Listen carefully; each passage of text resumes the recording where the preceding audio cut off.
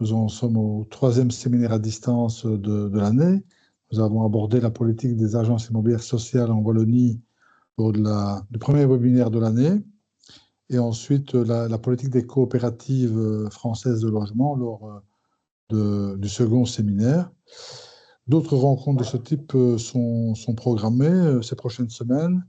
Le déplacement des habitants des quartiers lors des opérations de rénovation urbaine et les conséquences résidentielles des séparations conjugales. Mais n'oublions pas non plus notre rendez-vous annuel en présentiel, la conférence annuelle du réseau Habitat et Francophonie, qui va se tenir cette année à Québec, les 11, 12 et 13 novembre, sur le thème de la crise du logement en mode solution. Vous êtes bien sûr tous et toutes cordialement invités. Mais venons-en alors à notre rencontre de ce jour, ce webinaire intitulé « Innovation en matière de lutte contre le sans-abrisme ». Notre orateur est en fait une oratrice. Il s'agit de Madame Ruth Owen, directrice adjointe de la FEANSA, que je remercie en tout cas pour sa présentation et pour sa disponibilité. Voilà, Prudent, je te repasse bien volontiers la parole. Le micro. Merci beaucoup, cher Président. Donc, nous allons sans plus tarder passer la parole à Madame Ruth Owen pour sa présentation. Merci. Merci beaucoup pour l'invitation. Et j'ai écouté avec beaucoup d'intérêt la liste des sujets que vous avez déjà traités et que vous allez traiter dans le cadre des séminaires, qui me semblent tout à fait pertinents à notre travail à la FEANSA, qui est de mettre fin au sans-abrisme en Europe. Donc, j'ai une présentation. Je vais en effet parler de l'innovation pour lutter contre le sans-abrisme, mais comme nous sommes en relativement petit comité, n'hésitez pas si vous avez des questions ou des réactions ou des choses à dire. Donc, je vais commencer peut-être par une introduction à notre fédération. Donc, la FEANSA est la Fédération européenne des associations nationales travaillant avec les sans-abri. Notre objectif est de mettre un terme au sans-abrisme en Europe. Nos adhérents, nous avons 2 types d'adhérents. Il y a les membres qui sont les associations qui travaillent avec les personnes sans abri. Au début, c'était des fédérations nationales, des associations, mais notamment avec l'élargissement de l'Union européenne, le secteur est plus ou moins fédérés dans les différents pays. Donc maintenant, nos membres peuvent être des associations de toutes les tailles qui travaillent avec les personnes sans abri ou sans domicile. Mais nous sommes de l'avis que nous ne pouvons pas mettre fin au sans-abrisme avec que le monde associatif. Donc, nous avons une deuxième catégorie d'adhérents que nous appelons nos associés. Et là, c'est des villes, fondations, agences ou autres autorités publiques, des bailleurs sociaux, des instituts de recherche et tout autre acteur non lucratif qui agit pour lutter contre le sans-abrisme en Europe. Donc, je pense que c'est toujours utile de savoir un peu qui est derrière une fédération comme la FEANSA. Et donc, ça, c'est nos adhérents. Et je pense que c'est important de dire que la gouvernance de notre fédération reste entièrement entre les mains des associations et pas des autres types d'adhérents. Nous sommes actifs dans les pays de l'Association européenne de libre-échange, donc un peu plus grande que l'Union européenne, et aussi au Royaume-Uni, d'où je viens, parce que nous avons voulu garder nos adhérents britanniques après le Brexit, et ils restent motivés pour la coopération européenne malgré le changement de contexte. Nous sommes financés pour une grande partie par l'Union européenne, donc par un programme qui s'appelle EASY et qui vise à soutenir l'engagement du société civile dans la politique européenne notamment dans le domaine de lutte contre la pauvreté, et nous existons depuis presque 40 ans maintenant. Donc, nos activités sont, nous avons 3 grands axes de travail. La recherche, nous produisons le seul journal international de recherche sur le sujet du sans-abrisme. Du plaidoyer, donc envers les institutions européennes, mais aussi parfois envers les gouvernements nationaux et les collectivités avec nos membres. Les échanges de pratiques et d'expériences, et je dirais que ça, c'est l'axe le plus important de notre travail, et la sensibilisation au sujet. Juste à titre illustratif, j'ai pris la liste de nos adhérents français, comme ça vous pouvez voir un peu le type d'organisation que nous représentons. Donc c'est assez divers. À gauche, il y a les associations et à droite, les autres types de membres. Et on aurait pu aussi regarder la liste pour la Belgique, Luxembourg, etc. Mais comme ça, vous pouvez vous faire une idée de qui nous sommes. Donc, de quoi est-ce qu'on parle quand on parle du sans-abrisme? Je sais que c'est un mot, c'est une traduction de l'anglais homelessness qui sonne un peu bizarre en français, le sans-abrisme, et ça regroupe une variété de situations de vie. Donc, il y a les personnes vivant dans la rue auxquelles le grand public a tendance à penser quand nous parlons du sans-abrisme, les personnes en hébergement d'urgence, les personnes en foyer d'hébergement pour les sans-domicile, donc toutes sortes d'hébergements temporaires, mais pas juste l'abri de nuit.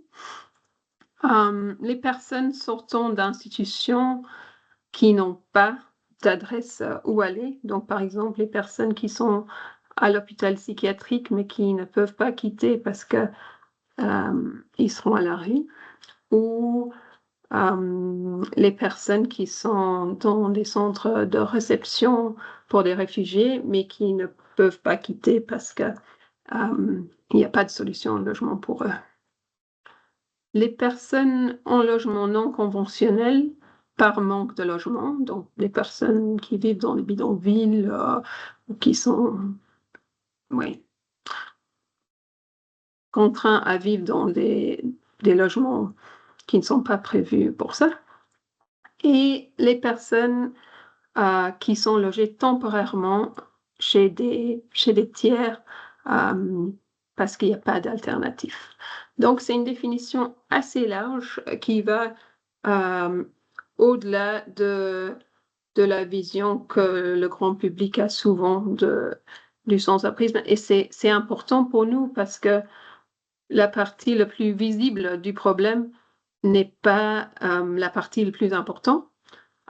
Et il y a une tendance dans le discours public et même dans l'élaboration de la politique publique de se concentrer sur le point émergent du problème et pas à l'entièreté. Donc ça, c'est pour un peu situer notre discussion dans une définition. Et peut-être pour ajouter, cette définition vient d'un outil que nous avons développé qui s'appelle Ethos. C'est la typologie européenne de l'exclusion liée au logement. Et c'est vraiment devenu une référence internationale pour pouvoir comparer de quoi est-ce qu'on parle quand on parle du sans-abrisme et aussi pour élaborer des stratégies de collecte de données. Et de plus en plus, Ethos devient une sorte de standard européen qui est utilisé à différents niveaux. Donc, un petit aperçu du sans-abrisme en Europe. Il n'y a pas de statistiques officielles au niveau européen, donc nous ne pouvons pas être très, très précis. il y a des travaux en cours par l'Union européenne et par le OCDE sur l'harmonisation, la compilation et la comparaison des statistiques nationales qui viennent des États membres. Et ça, depuis 10 ans, il y a vraiment eu un très grand progrès. Donc, je pense qu'on ne peut plus pointer le manque de données comme excuse pour de l'inaction maintenant au niveau européen sur ce sujet. Chaque année, nous faisons avec la Fondation Abbé Pierre un état de lieu du mal logement en Europe. La prochaine édition sort le 19 septembre, si jamais, et c'est un événement en ligne, si jamais ça vous intéresse d'assister. Mais dans la dernière édition de ce rapport, nous estimons que presque 900 000 personnes sont à la rue ou hébergées dans un abri de nuit ou un centre d'hébergement chaque nuit dans l'Union européenne. C'est une estimation très conservatrice qui se base uniquement sur les données officielles fournies par les États membres. Et ça représente une population équivalente à Marseille. Donc, c'est quand même beaucoup de personnes dans une des économies les plus riches du monde. Et selon Eurostat, environ 4% de la population européenne a été sans domicile. Donc ça, c'est avec la définition un peu plus large, y compris logé chez un tiers, faute d'autres options, à un moment donné dans leur vie. Je vois qu'il y a Oui. une question. J'ai juste une question pour bien comprendre. Par rapport aux 900 000 personnes que vous citez ici, c'est en référence avec les 2 premières lignes que vous avez présentées dans la diapositive précédente, correspondant à la méthodologie Oui, ETHOS, c'est ça? en fait, les 3 premiers. Donc, aussi, parce que le 2, c'est juste l'hébergement d'urgence. Donc, typiquement, les gens peuvent se présenter le soir, ils doivent quitter le matin et c'est un hébergement d'une nuit à la fois. On ajoute à ça tous les types d'hébergement un peu plus moyens ou c'est jamais long terme, mais temporaire pour les personnes sans abri. Donc, c'est les 3 premières. D'accord, merci. Mais le problème, c'est que les pays comptent très différemment. C'est plus ou moins complet selon le contexte. Et donc, il y a des pays qui comptent que le 2 ou que le 3. Donc, nous savons que c'est une sous-estimation. Mais dans le rapport que j'ai mentionné, nous analysons un peu plus en détail les dernières données venant des États membres. Et je pense qu'on peut souligner quelques tendances importantes, notamment une augmentation importante dans de nombreux pays européens comme l'Allemagne, la France, la Belgique, l'Irlande, et une diminution dans quelques pays qui font plutôt l'exception, comme la Finlande et la Danemark. Et au niveau des profils, il y a encore aujourd'hui, je pense, une tendance à penser aux hommes seuls quand on parle du sans-abrisme, mais en fait, les femmes et les enfants représentent une partie importante des personnes sans domicile dans de nombreux pays, et aussi de plus en plus, les migrants sont surreprésentés dans la population sans domicile dans un nombre important de pays européens. Donc, qu'est-ce que tout ça a à voir avec le rôle, avec l'Union européenne? Le sans-abrisme est devenu une priorité de l'agenda social de l'Union européenne. Il y a une compétence très limitée de l'Union dans le domaine social, donc ce n'est pas un domaine où on va avoir des directives ou des initiatives législatives, mais il y a un rôle de coordination et de soutien aux États membres. La Commission a lancé son première initiative politique sur le sans-abrisme en 2021, et ça s'appelle EPOC, la plateforme européenne de lutte contre le sans-abrisme. Et par cette initiative, tous les 27 États membres les institutions européennes et les acteurs associatifs se sont engagés pour travailler ensemble et d'essayer de mettre fin au sans-abrisme et de faire des progrès importants d'ici 2030. Donc, les activités de cette plateforme, il y a 3 axes principaux de travail. Un sur les données et les analyses, et la EPOC finance des villes partout en Europe pour tester une méthodologie commune pour vraiment savoir combien de personnes sans domicile il y a dans leur ville. Ça, c'est un projet qui vient de commencer et il y a tout un travail par le OCDE sur le dénombrement des personnes sans abri dans le cadre de cette plateforme. Il y a un volet financement pour financer les solutions et la Banque du Conseil de l'Europe joue un rôle important pour essayer de mobiliser le budget européen dans l'investissement pour les solutions. Et il y a un volet échange de pratiques et d'expériences dans lequel la FIANSA est très impliquée.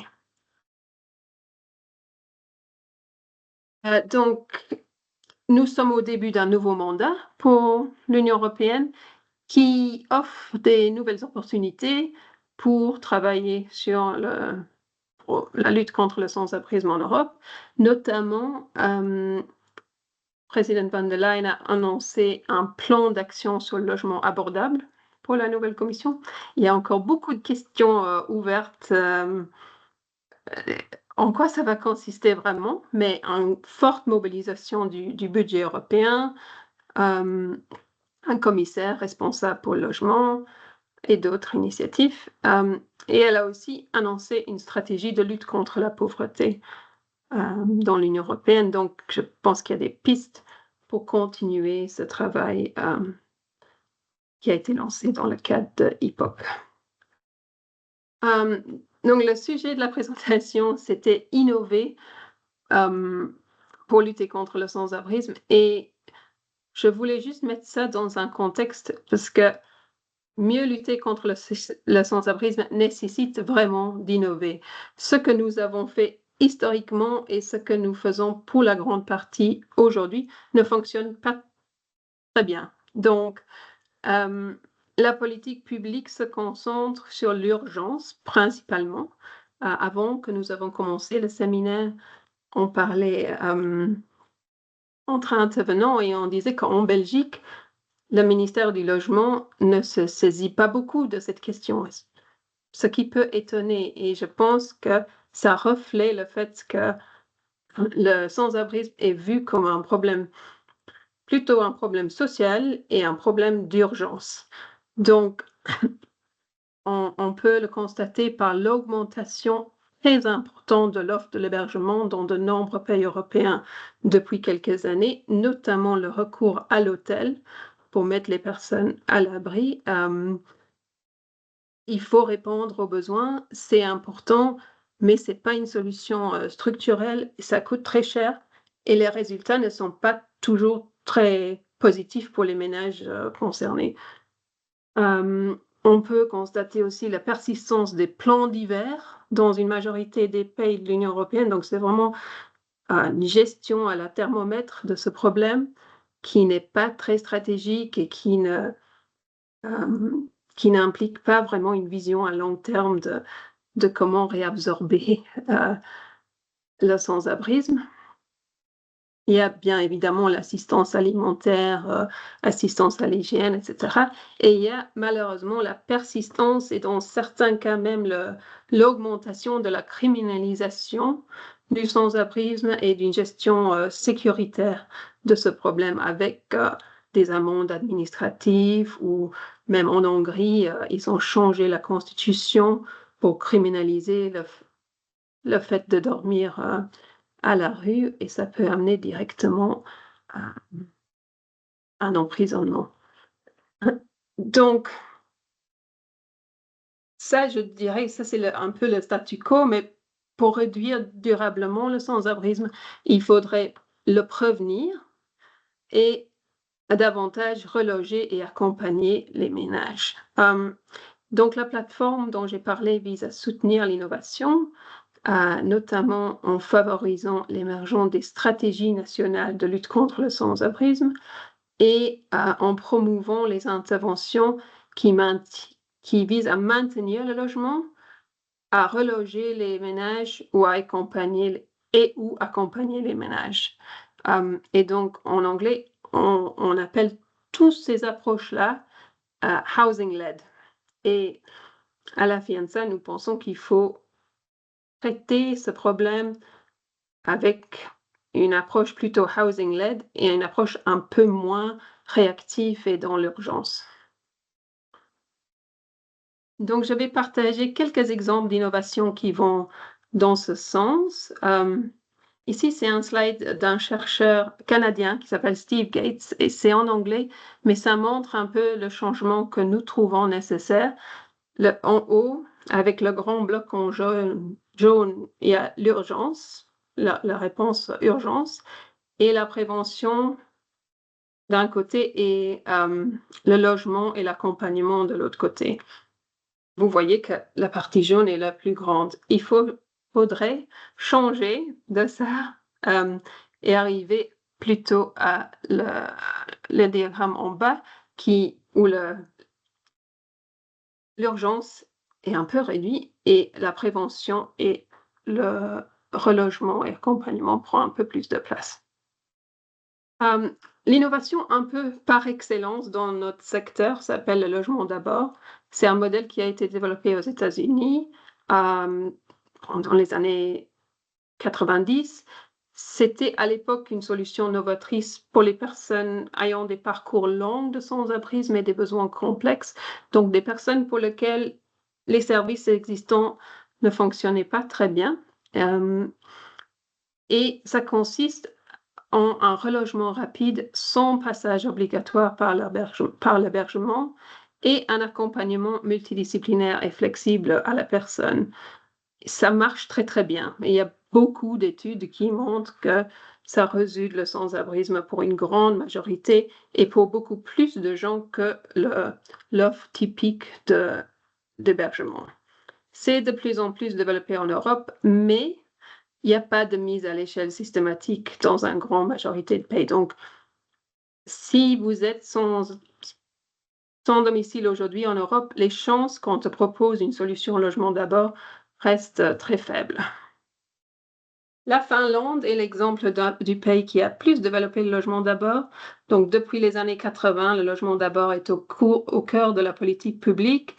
Je pense que un des clés de leur succès avec le logement d'abord est qu'ils ont construit et produit du logement social spécifiquement pour la mise à l'échelle du logement d'abord.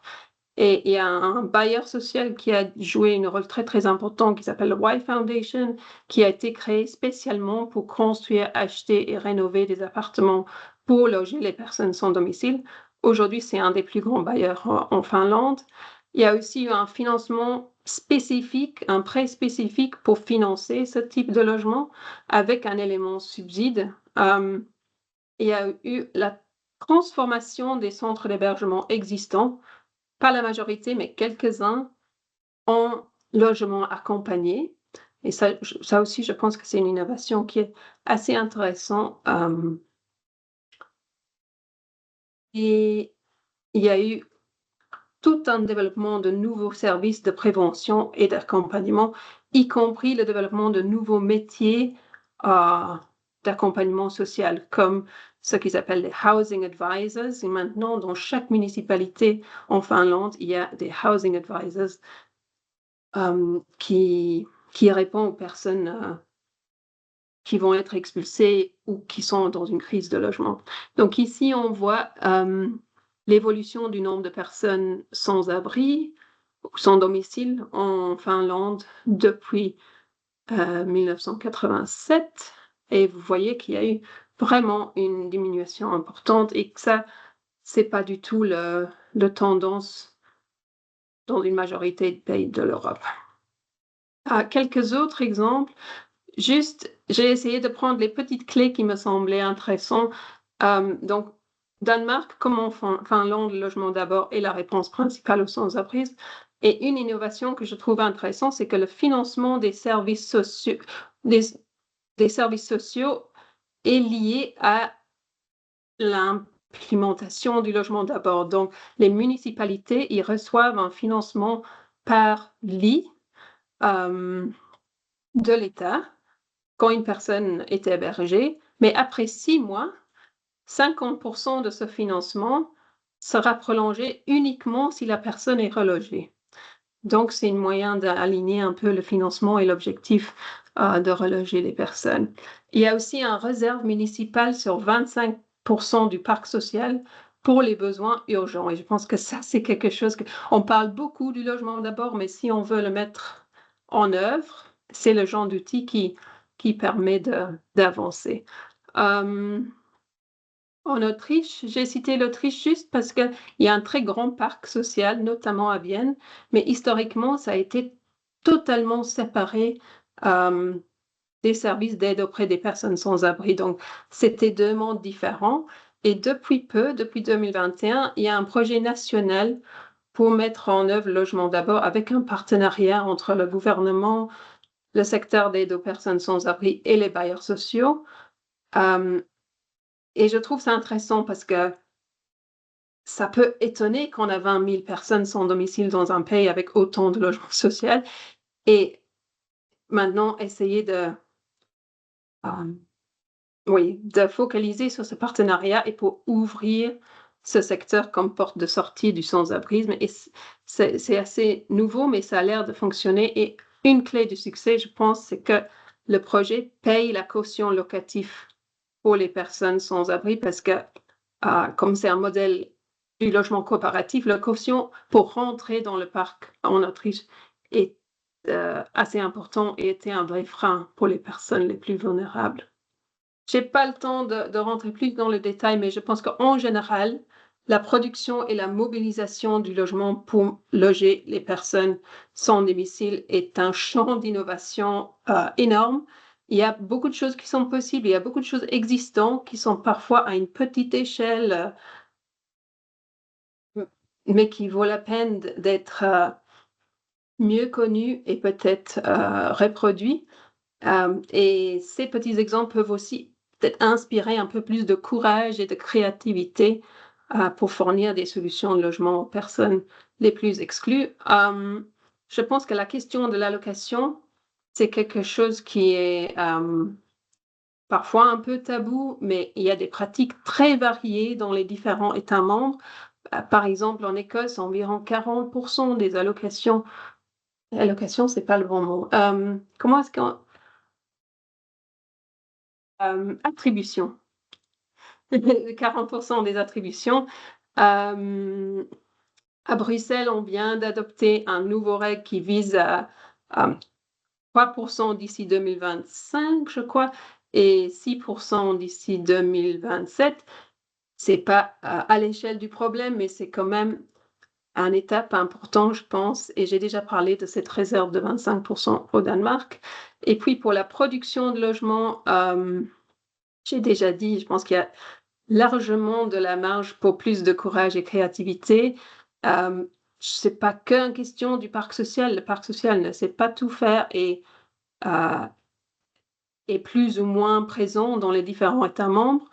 Donc, il y a aussi la question du stock vacant, du parc privé, immobilier un peu spécifique comme de l'église, etc. Et toutes les possibilités qui offrent les méthodes novatrices de construction.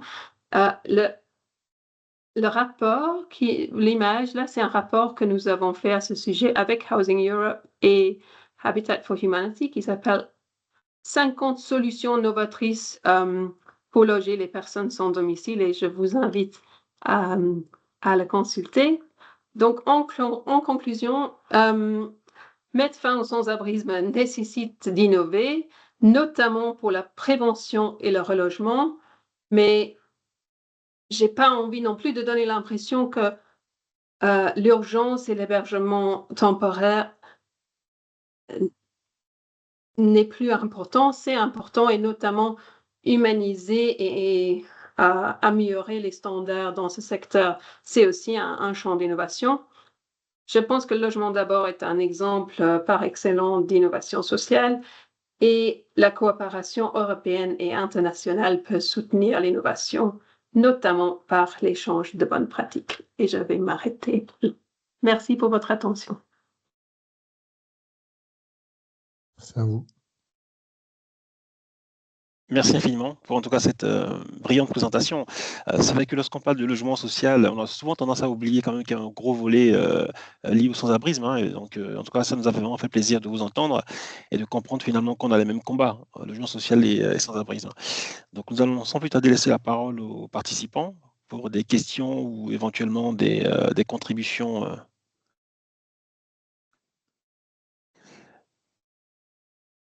Oui, Jacques, vous avez la parole. Merci, oui, bravo pour cette présentation. On apprend tous les jours et aujourd'hui j'ai appris des choses que j'ignorais sur cette fédération et puis cette action qui est portée au niveau européen, ce que j'ignorais jusqu'à aujourd'hui. Alors il se trouve que moi, bon, j'ai eu des responsabilités locales en tant que président d'un bailleur social dans une ville moyenne en France, hein, c'est Auxerre. J'ai fait 3 mandats dans cette fonction. Et n'étant plus dans cette fonction, j'ai trouvé à m'engager dans d'autres structures qui travaillent au niveau justement de l'accueil des personnes qui sont sans abri, qui sont, on va dire, sans logement. Je vais parler de Solia, que j'ai vu que Solia est adhérent, et également Habitat et Humanisme. Alors, on retrouve effectivement là des populations légèrement différentes. Soit vous avez évoqué le problème des migrants qui n'est pas à négliger aujourd'hui parce que c'est très important à la fois pour l'intégration, pour l'accueil de ces personnes et pour la tolérance de l'environnement parce que des gens qui ont une vie sociale ont d'abord un logement, une activité professionnelle et c'est comme ça qu'on peut arriver à faire de l'intégration et c'est vraiment le but que nous recherchons quand nous accueillons des migrants. Alors, moi, je pense qu'il y a vraiment une complémentarité à trouver entre ce qu'on appelle les bailleurs sociaux en France, hein, que ce soit les offices publics ou les sociétés HLM. Voilà, ça, c'est un logement qui est normalement pérenne. Pérenne, ça veut dire qu'il y a un début, mais il n'y a pas d'échéance. Alors qu'en ce qui concerne l'hébergement, le logement d'urgence, on sait que c'est temporaire. Et donc, c'est un parcours à construire avec les personnes. Ça veut dire que le premier objectif quand on accueille quelqu'un dans un logement d'urgence, c'est de trouver la porte de sortie avec lui. Parce que l'accompagnement est vraiment indispensable. Si on le laisse dans le logement sans accompagnement, bon, la personne ne peut pas faire son parcours correctement. Et donc, cela repose tout simplement sur la vie associative, sur le bénévolat. Parce que le bénévolat, on n'en parle pas tous les jours, mais combien d'associations, donc de bénévoles, travaillent dans l'intérêt général? Et cette question de la difficulté à trouver un logement pour beaucoup de personnes, c'est vraiment un problème qui concerne tout le monde. Et là, vraiment, moi, je suis très, très content de voir que l'Europe s'intéresse désormais au logement abordable et s'intéresse également, ce que j'ignorais, donc, aux possibilités d'accueil et d'hébergement pour les sans-abri. Donc voilà, je suis très, très heureux. C'est un petit commentaire que je fais. Je n'ai pas vraiment de questions parce que vous avez très bien expliqué ce qui se passe. Je suis peut-être une question parce que ce qui me surprend, c'est ce que vous avez dit au sujet des États-Unis. Parce qu'on n'a pas l'habitude d'entendre parler social quand on parle États-Unis. Alors, je ne sais pas quel est le financement, qui sont les acteurs de cette action aux États-Unis. Voilà, peut-être cette question que j'aimerais à laquelle vous pourriez répondre. Oui. Je ne sais pas si je réponds tout de suite ou si on... Vous pouvez y aller, vous pouvez répondre. Okay. Donc, sur les États-Unis, c'est une bonne question et c'est vrai que c'est inconfortable de comparer notre modèle social avec les États-Unis et de se rendre compte qu'en fait, ils n'ont pas tellement plus de personnes sans abri. Bon, on a des niveaux comparables de personnes sans domicile, avec la grande différence que beaucoup plus de personnes aux États-Unis sont à la rue. Et en Europe, une proportion beaucoup plus importante des personnes sans domicile est hébergée, ce qui est une bonne chose, mais comme vous le disiez aussi dans votre intervention, l'enjeu, c'est de faire le lien entre ces solutions temporaires et les solutions pérennes. Et nous savons de notre expérience et de la recherche aussi que pour trop de personnes, ce lien est bloqué, ça ne fonctionne pas et ils restent dans l'urgence pendant parfois des années, ils élèvent leurs enfants dans l'urgence, etc.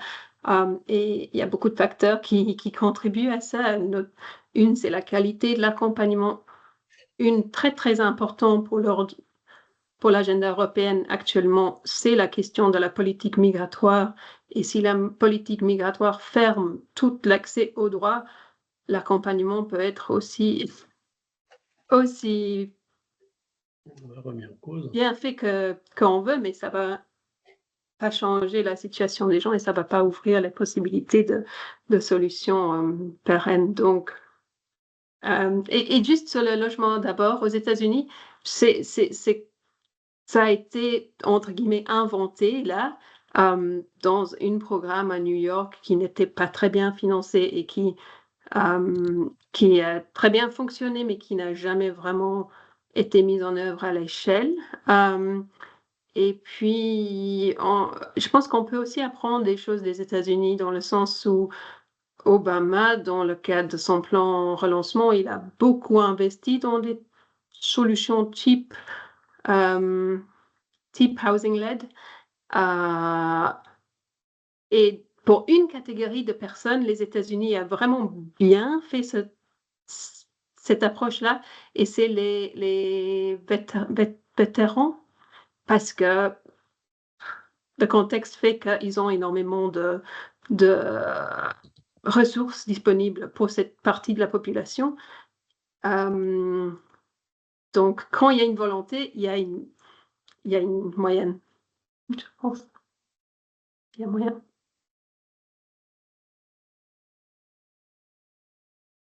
Merci beaucoup. Président Vincent, Oui. une question. Ouais. Merci Prudence et merci Madame Owen pour votre exposé. Moi aussi, j'ai appris des choses, même si bon, je m'intéresse à la question des sans-abri, mais comme vous l'avez indiqué en Belgique, le secteur du logement n'est pas très impliqué dans cette problématique et c'est une erreur. J'espère que ça changera prochainement. Vous avez évoqué tout à l'heure le fait qu'il était important que les pouvoirs publics mènent des mesures préventives pour éviter que les gens ne tombent dans le sans-abrisme. Mais ces personnes, il faut pouvoir les identifier. Alors, quelles sont les actions concrètes que vous préconiseriez pour qu'on puisse assurer correctement cette prévention? Et j'avais aussi une deuxième question. Donc vous avez expliqué que suivant les pays, les bailleurs sociaux et publics en particulier étaient plus ou moins amenés à intervenir aussi pour reloger des personnes sans abri. Mais de l'expérience et de la connaissance que vous en avez, est-ce que c'est vraiment la meilleure formule? Demander à des bailleurs sociaux qui sont plus dans une logique de logement social universaliste d'intervenir spécifiquement et massivement pour le logement des sans-abri. Est-ce que l'exemple finlandais, où vous avez expliqué qu'on a créé un bailleur social qui s'est spécialisé dans le logement des sans-abri, n'est pas une meilleure formule? Merci.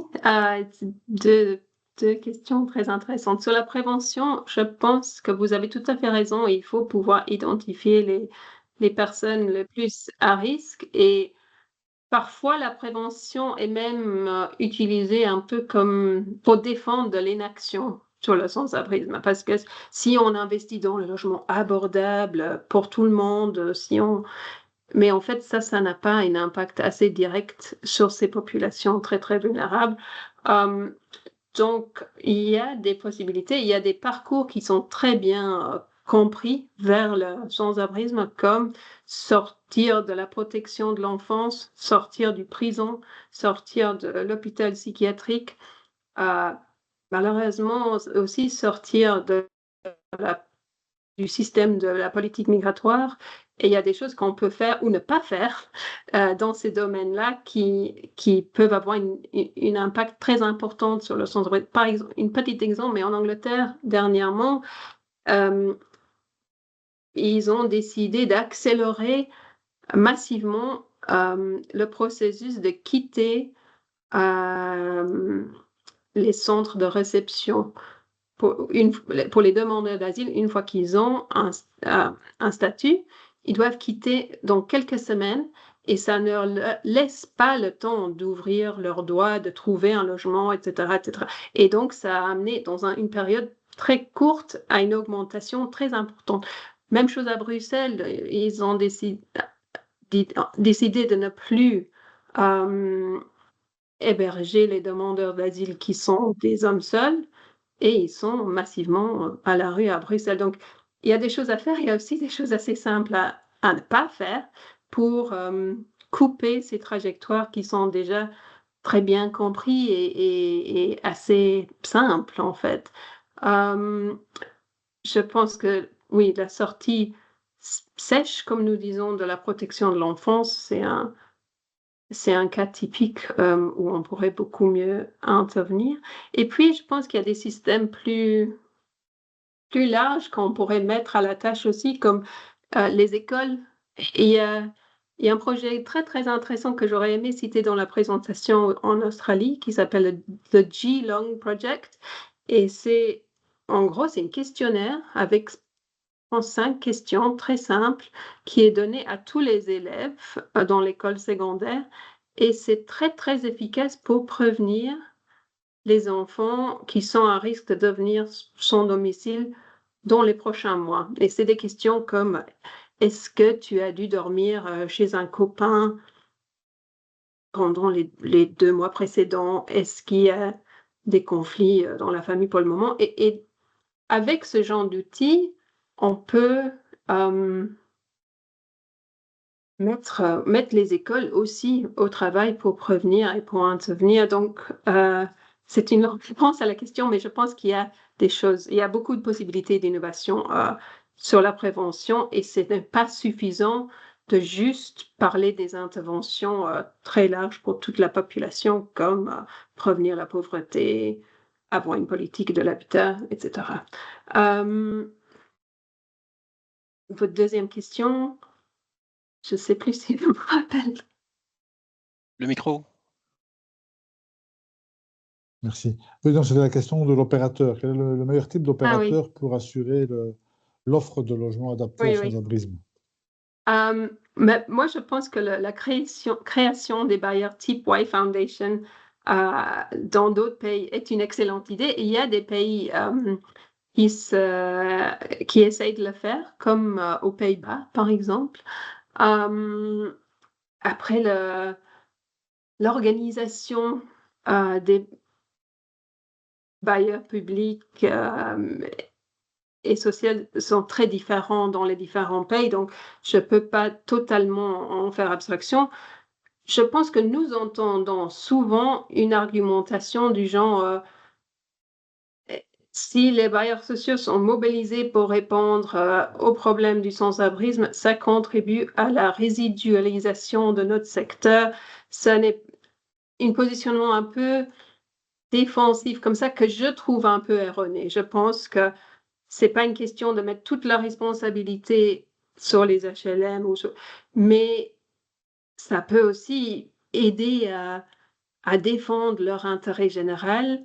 Je pense que pour le grand public, c'est une évidence que ça fait partie de leur rôle. Et aussi avec les listes d'attente que nous avons dans un grand parti des pays de l'Europe, prioriser l'urgence du besoin, ça peut faire partie de la solution. Et Et moi, je ne sais pas ce que vous en pensez, mais je suis inquiète dans le cadre du plan du logement abordable. La Commission propose de changer le régime d'aide aux États pour le logement social, pour élargir encore plus la définition. Mais personnellement, je pense que ça ouvre le champ pour ouvrir aux autres types d'acteurs, parce que la définition est déjà assez large. Les personnes défavorisées qui ont du mal à trouver des solutions du logement sur le marché. Donc, oui, tout ça pour dire, je pense que la responsabilité est partagée. Je pense que la piste des bailleurs spécialisés est très intéressante, mais le Y Foundation maintenant n'est plus si spécialisé et est devenu un des plus grands bailleurs en Finlande aussi. Donc, l'un n'exclut peut-être pas l'autre. D'accord, merci. Merci beaucoup. Monsieur Barbu aussi a levé la main. Vous avez la parole. Oui, merci. Merci pour la présentation. J'ai aussi appris plein de choses et j'aime bien la largesse de la définition que vous donnez sur le sans-abrisme, parce qu'effectivement, comme vous le disiez très bien, on a tendance à aller voir dans la rue, mais à pas voir tous ceux qui sont dans les hébergements d'urgence. Moi, j'avais une question par rapport à l'accompagnement social. Donc, j'ai eu la chance au début de ma carrière professionnelle d'être responsable de travailleurs de rue, éducateur et puis infirmière. Et puis travailleurs sociaux, évidemment. Et donc, ici, j'ai l'impression qu'on parle d'accompagnement social un peu dans l'absolu, mais je sais que ça nécessite énormément de partenariats ou une coordination générale. Et je ne sais pas si dans vos rapports, vous abordez ce genre de questions. Je vais citer un exemple. Pendant des années, dans l'aide à la jeunesse, puisque vous avez évoqué le secteur, chacun travaille dans son coin, hein, le kiné, le psychiatre, l'éducateur, le professeur. Et puis en 1978, on a créé en Belgique les AMO, hein, qui était le lieu de coordination. Est-ce que dans votre logique, évidemment, le logement est la fondation qui permet aux personnes d'évoluer, mais quid de l'accompagnement social? Coordination, partenariat, agence unique. Voilà, j'aimerais bien vous entendre sur le sujet. Merci. Oui, merci pour votre question. Je pense que souvent, quand nous parlons de logement d'abord, on donne l'impression que c'est le logement qui prime sur l'accompagnement, et ce n'est pas ça. C'est juste que quand on n'a pas de logement, c'est difficile de s'engager dans le reste. Mais cet accompagnement multidisciplinaire avec beaucoup de partenariats, avec une approche de ce que nous appelons en anglais casework, donc un référent qui fait le lien entre tous les différents services auxquels la personne peut avoir besoin, c'est vraiment essentiel. Et je pense qu'on peut beaucoup apprendre de l'expérience Logement d'abord, de comment bien mettre ça en place et comment ne pas faire ça, parce qu'il y a des bonnes et des mauvaises expériences. Oui, je pense que ça dépend les profils aussi des personnes sans domicile. Il y a des gens qui n'ont pas forcément besoin d'un accompagnement, mais ce n'est pas le public pour lequel le logement d'abord a été envisagé. Et oui, le partenariat et la personne au centre de leur parcours. Donc, un des règles de logement d'abord, c'est qu'il faut accepter d'avoir un accompagnement, mais le bar est assez bas de ce que ça veut dire de s'engager avec cet accompagnement. Donc, il faut accepter dans la plupart des projets d'avoir une visite par le caseworker une fois par semaine. Et tout le reste, c'est à définir avec la personne en fonction de leurs besoins, leur parcours, leurs idées. Mais ça pose des problèmes pratiques parce que c'est beaucoup plus facile de financer, par exemple, l'accompagnement X heures de... et ici, il faut une approche beaucoup plus flexible. D'accord. OK. Donc, on pourrait trouver des expériences qui fonctionnent en termes d'accompagnement. Alors, écoutez, c'est parfait. Je lirai ça avec plaisir. Un grand merci. Il y a un réseau au sein de la Fianza qui s'appelle Housing First Hub. Et c'est vraiment une branche de notre activité dédiée à Housing First, et on fait des formations, il y a beaucoup de publications, et je pense que là, on pourrait voilà, trouver des choses intéressantes. D'accord, un grand merci. Merci beaucoup. Ce serait bien d'avoir un peu un retour d'expérience de nos amis québécois. Je vois que la SHQ et le ROC sont avec nous. Est-ce que vous voulez bien nous dire un peu les enjeux du sans-abrisme au Québec?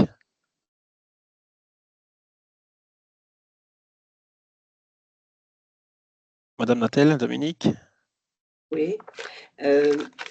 D'abord, je dois vous dire que pour nous, la terminologie de sans-abrisme, ça nous fait un petit peu sourire parce que c'est pas une terminologie qu'on utilisait.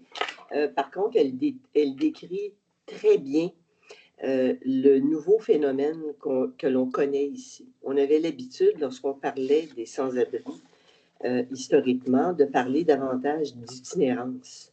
Donc, de gens qui vivaient à la rue, dont c'était un parcours de vie presque à long terme. Donc, une population assez marginalisée qui se retrouvait dans les grandes villes principalement. Avec l'avènement de la crise du logement, on est carrément en déficit de logement. On a vu émerger en beaucoup plus grande quantité des nouvelles formes de personnes en situation d'abri précaire ou carrément sans abri. Puis la définition qui en a été donnée par Mme Owen correspond tout à fait. Et c'est un problème qui va, je dirais, presque en augmentant avec les rénovictions. Donc, il y a eu une augmentation incroyable au Québec du coût des logements dans les dernières années. Alors, les propriétaires ont tendance à, dans le fond, évincer les gens qui habitaient dans des logements qui étaient peu coûteux, fonds de rénovation et les relouent 2 fois, 3 fois, 4 fois le prix de ce qu'ils vivaient. Mais ces gens-là qui sont tout à coup mis à la rue ont de la difficulté à se retrouver un logement qu'ils sont en mesure de payer. Et le réseau du logement public, du logement social, le réseau communautaire, a des grandes listes d'attente, donc il n'est pas capable d'absorber ça non plus. Donc, on voit émerger une nouvelle catégorie de population, au fond, qui, au départ, fonctionnait relativement bien, mais qui se désorganisent carrément parce qu'ils se retrouvent à la rue, parce qu'ils se retrouvent en hébergement d'urgence, parce qu'ils se retrouvent, on a des parcs de camping qui s'installent dans plusieurs municipalités. Bon, du côté de l'intervention, c'est toujours un petit peu difficile parce que plusieurs interventions auparavant l'ont mentionné. Il s'agit d'un travail de concertation. Ce n'est pas uniquement la responsabilité de ce que vous appelez les bailleurs sociaux. Ce n'est pas uniquement la responsabilité du réseau de la santé et des services sociaux. Ce n'est pas uniquement la responsabilité des municipalités. Tout le monde veut bien, mais tout le monde est coincé un peu avec ses contraintes budgétaires. Et je pense qu'il y a une espèce d'inquiétude à celui qui prendra le leadership, prendra également la facture. Alors, il y a différentes initiatives là, qui existent. Je pense que ça passe beaucoup, beaucoup par la concertation. Il y a des experts en logement. Puis il y a également des experts en intervention de la population, de ces populations-là. Et je suis tout à fait d'accord avec vous. On se rend bien compte que de ne faire que de l'intervention, ça ne donne rien. Par contre, de se limiter à fournir un logement, ben, c'est juste une question de temps.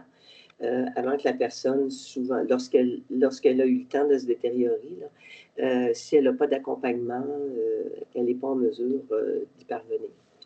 On a différentes initiatives qui ont été mises en place, pas uniquement pour les personnes à risque d'itinérance, mais je pense entre autres au service d'aide à la recherche de logement, qui va toucher, c'est presque une mesure préventive en ce sens qu'une personne qui perd son logement et qui a de la difficulté à en retrouver une, on peut l'accompagner dans ses recherches. On peut lui offrir un certain support, on peut l'orienter vers des ressources, etc. Et ça, c'est une initiative qui a été financée beaucoup par la Société d'habitation du Québec et par certaines municipalités également, et qui est confiée aux offices d'habitation. C'est une mesure qui souvent va prévenir une détérioration et une désorganisation. Je pense que c'est Christophe tout à l'heure qui parlait également de toute la problématique des jeunes. On a une population de jeunes qui ont vécu des difficultés dans leur jeunesse, qui ont vécu en famille d'accueil, en centre de réadaptation, qui ont été encadrés et qui, du jour au lendemain, à 18 ans, se font dire au revoir. Et ils n'ont pas nécessairement les ressources, le réseau ou la famille pour les aider, les supporter. Et ce sont souvent des gens, des jeunes qui deviennent presque des sans-abri de carrière. Lorsqu'on passe 2 ans à la rue à 18 ans, disons qu'il y a du travail à faire pour remonter la côte. Hein. Ça limite les perspectives d'emploi, dans le fond, le saut à la vie adulte. Ça, c'est une problématique qu'on vit également. On a vu également, et au fond, je fais un petit peu référence aux personnes avec des multi-problématiques. On a des gens qui sont âgés et qui perdent leur logement. Donc, il y a toute la problématique de l'état de santé également qui vient s'ajouter à la précarité et à la désorganisation. Vous parliez des migrants tout à l'heure. Vous avez peut-être vu les décisions qui ont été prises au niveau québécois et au niveau canadien à l'effet de limiter l'admission à plusieurs catégories d'immigrants faute de logement. C'est une décision qui peut être fort... qui est fort discutée et fort discutable à mon sens, mais au fond qui reflète la difficulté qu'on a à réduire le déficit entre l'offre et la demande dans le logement.